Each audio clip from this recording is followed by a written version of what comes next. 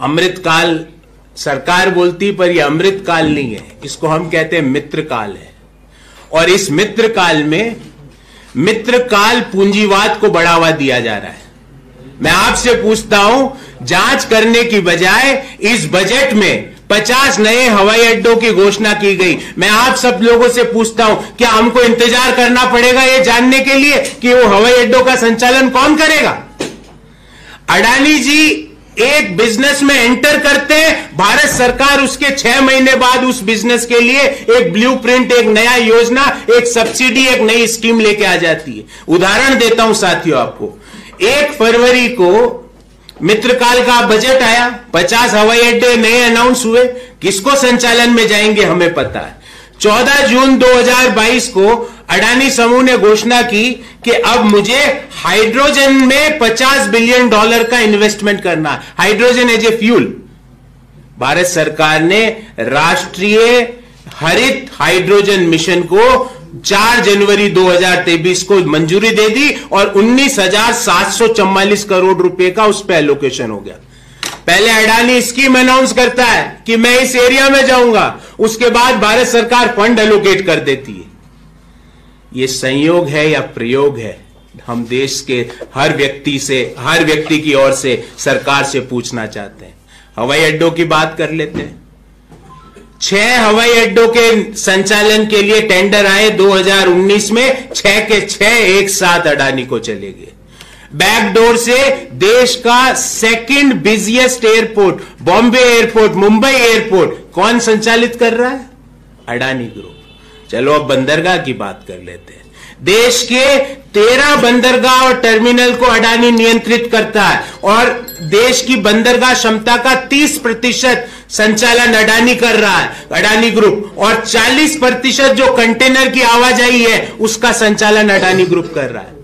मतलब देश में 30% जो पोर्ट मैनेजमेंट है वो अडानी ग्रुप के कंट्रोल में है। 40% जो कार्गो मूवमेंट है, जो कंटेनर मूवमेंट है, उसका संचालन कर रहा है अडानी। और तो और, जब एक पोर्ट में जिसका नाम है दीघी पोर्ट, सी पोर्ट है दीघी का, वहां पे JNPT Jawaharlal Nehru port trust ने उस दीघी पोर्ट के लिए बिड भरी संचालन के लिए, उसको मिल भी गई। आनंद फानन में पता नहीं क्या हुआ, वित्त मंत्रालय और जो वाटर फेयर मंत्रालय है, उसने कहा, जहाज रानी मंत्रालय जिसको कहते हैं, उसने उस बिड को वापस ले लिया, वो भी अडानी जी को चले गया। मतलब बिड मिल गई JNPT को, पर JNPT ने कहा अब मेरे से ये नहीं होगा, और वो ही अडानी जी को चले गया। चलो रक्षा क्षेत्र की बात कर लेते हैं। प्रधानमंत्री जी गए 4 से 6 जुलाई 2017 के बीच इजराइल, और जैसे ही वो गए, इजराइल से अडानी का MOU हो गया, ड्रोन मैन्युफैक्चरिंग, इलेक्ट्रॉनिक मैन्युफैक्चरिंग, छोटे हथियार मैन्युफैक्चरिंग। देखो, एयरपोर्ट, पोर्ट, रक्षा। चलो विद्युत की बात कर लेते हैं। यूपीए ने 2010 में बांग्लादेश सरकार से MOU किया कि हम 1320 मेगावाट का थर्मल पावर प्लांट लगाएंगे। जैसे ही मोदी सरकार आई, ये थर्मल पावर प्लांट झारखंड के गोड्डा में लगाने का काम अडानी को मिल गया। मतलब कोई भी स्ट्रेटेजिक इंटरेस्ट का विषय हो, भले ही वो पानी हो, आकाश हो, अग्नि हो, हम कहते हैं ना पंच महाभूत, ये पंच महाभूत को कंट्रोल कर लिया अडानी ग्रुप ने।